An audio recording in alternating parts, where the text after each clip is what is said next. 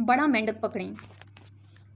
Brian Tracy दुनिया के 5 बड़े मोटिवेशनल स्पीकर्स में शुमार होते हैं। कैनेडियन अमेरिकन हैं, हजारों मोटिवेशनल लेक्चर्स दे चुके हैं, 80 साल की उम्र तक 80 बेस्ट सेलर किताबें लिखी और लाखों लोगों के जहन के दरीचे खोल दिए।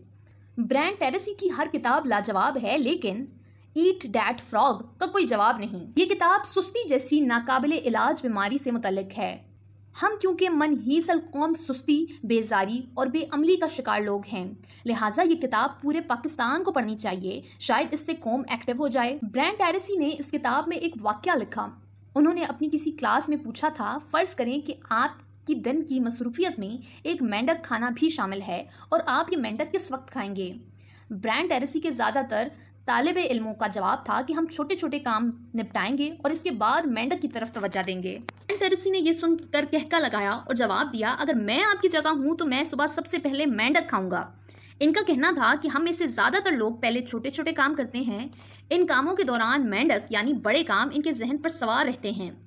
इन्हें रह रखकर मेंढक याद आते रहते हैं और इनकी तवज्जो ये सब लोग छोटे छोटे काम भी जमकर नहीं कर पाते। ये इनसे वो रिजल्ट हासिल नहीं कर पाते जिसकी इन्हें तवक्को होती है। दूसरा ये कि जब फारिग होकर मेंढक की तरफ आते हैं तो इस वक्त तक मेंढक का साइज भी बड़ा हो चुका होता है और इनमें मेंढक खाने की तवानाई भी नहीं बचती। चुनाचा इस दिन का सबसे बड़ा और अहम काम अधूरा रह जाता है। अगले दिन फेरिस्त में एक नया मेंढक आ जाता है, लिहाजा अब इन्हें 2 मेंढक खाने पड़ते हैं। इस दिन भी दर्जनों छोटे छोटे काम मौजूद होते हैं और इनकी वजह से दोनों मेंढक रह जाते हैं और यूं इंसान अहम तरीन काम मिस कर देता है।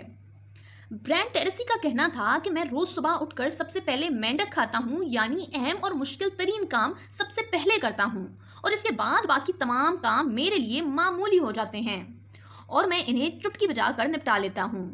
ब्रायन ट्रेसी के इस फॉर्मूले ने हजारों लोगों की जिंदगियां बदल कर रख दी। अमेरिका और यूरोप की तमाम छोटी बड़ी कंपनियों और सरकारी इदारों में सबसे पहले वो मुश्किल तरीन काम खत्म करने की ट्रेनिंग दी जाती है जिससे मुलाजमीन डरते हैं या जिनमें इन्हें फेल होने का खतरा होता है। हुकूमतें और मुल्कों के सरबराहों को भी ये ट्रेनिंग दी जाती है। मसलन आप अमेरिका की मिसाल लें।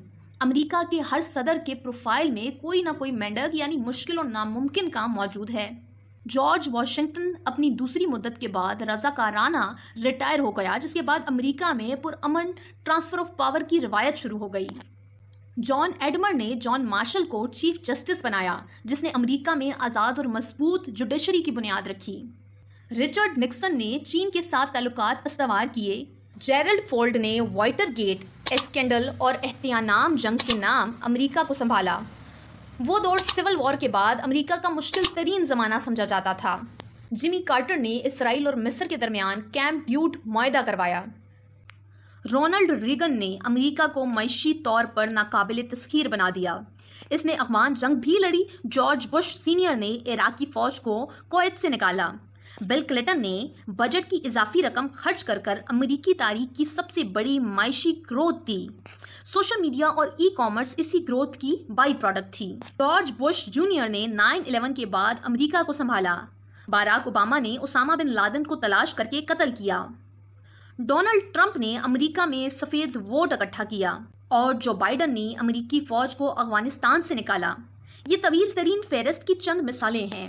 अमेरिका के 46 सदर में से हर सदर के खाते में कोई ना कोई फरबा और पाला हुआ मेंढक मौजूद है और इस मेंढक ने इसे तारीख में नाकाबिले फरामोश टाइटल दे दिया। हम अगर इसके लिए को बिजनेस और साइंस में भी नाफिज करें तो हमें पता चलेगा कि दुनिया के तमाम बड़े साइंसदानों ने जिंदगी में कोई एक बड़ा कारनामा सर अंजाम दिया और इस एक कारनामे ने पूरी दुनिया को तब्दील करके रख दिया। मसलन हेनरी फोर्ड ने कार को आम जिंदगी का हिस्सा बना दिया। टेस्ला ने बैटरी का तोहफा दिया।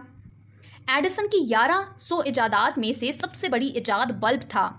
न्यूटन ने कशिश शकल का नज़रिया पेश किया। आइंस्टाइन ने इजाफियत का नज़रिया दिया। मादाम क्यूरी ने ताबकारी दरियाफ्त की। जेंडर फ्लेमिंग ने पेंसिलिन इजाद की। बिल गेट्स ने कंप्यूटर को पर्सनल बनाया और स्टीव जॉब्स ने टच स्क्रीन दी। गर्ज आप अगर बिजनेस और साइंस की दुनिया पर भी गौर करें तो आपको हर बड़े शख्स के प्रोफाइल में कोई एक बड़ा मेंढक नजर आएगा।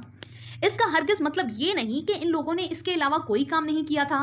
हर शय इन लोगों ने बड़े मेंढकों के अलावा भी काम किए हैं, लेकिन वो काम बड़े मेंढकों की बाई प्रोडक्ट थे। चुनाचा तारीख इनका जिक्र सरसरी अंदाज में करती है। مجھے چند دن قبل وزیر اعلیٰ پنجاب مریم نواز کے حوالے سے ایک اشتہار دیکھنے کا اتفاق ہوا۔ یہ اشتہار مریم نواز کی 100 دن کی کارکردگی سے متعلق تھا اور تمام اخبارات میں شائع ہوا تھا۔ اس اشتہار میں ان 45 کارناموں کا ذکر تھا جو مریم نواز نے 100 دنوں میں سر انجام دیے۔ ان میں مریم کی دستک سے لے کر ماحول دوست بسوں تک 4 درجن منصوبے شامل تھے۔ یہ منصوبے اشتہار کی حد تک بہت خوبصورت دکھائی دیتے ہیں، لیکن ان میں 3 نقائص ہیں۔ ایک یہ کہ تمام منصوبے ابھی شروع ہوئے ہیں یا ان کی پلاننگ مکمل ہوئی ہے، یہ پورے نہیں ہوئے، لہٰذا اگر ان کا کوئی جشن ہو سکتا ہے تو وہ ان کی تکمیل کے بعد ہی ممکن ہوگا۔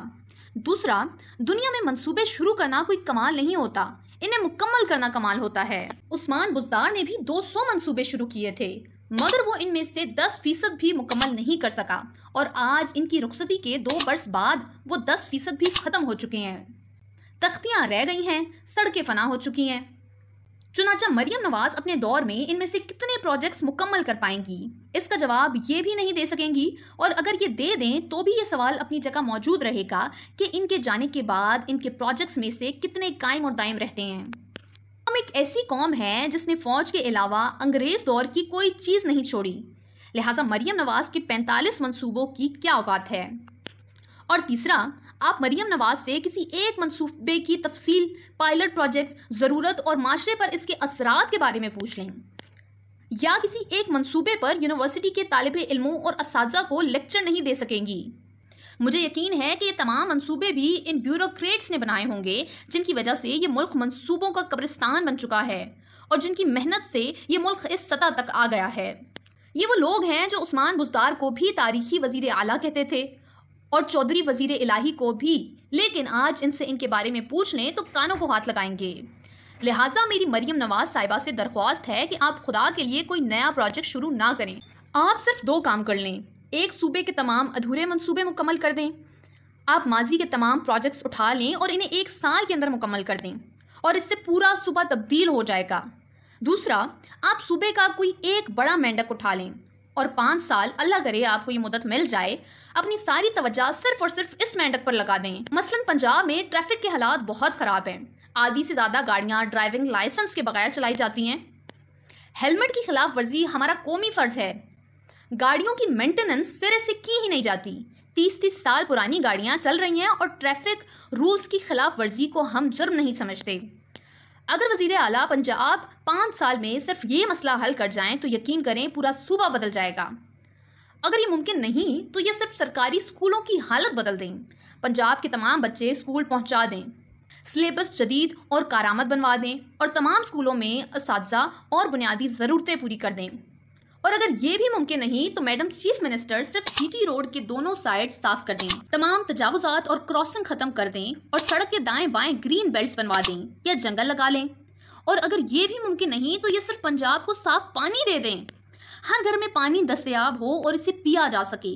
آپ یقین کریں ان کا نام تاریخ میں ہمیشہ یاد رکھا جائے گا، ورنہ یہ اگر 45 کے بجائے 450 نئے منصوبے بھی شروع کر دیں تو بھی کوئی فرق نہیں پڑے گا، الٹا قوم کا مزید سرمایہ ضائع ہو جائے گا اور یہ مزید 10 میل پیچھے چلی جائے گی۔ چنانچہ میری درخواست ہے میڈم وزیر اعلیٰ کوئی بڑا مینڈک پکڑیں، اس سے صبح بدلے گا، 45 نئے پروجیکٹس لانچ کرنے سے کوئی فرق نہیں پڑے گا۔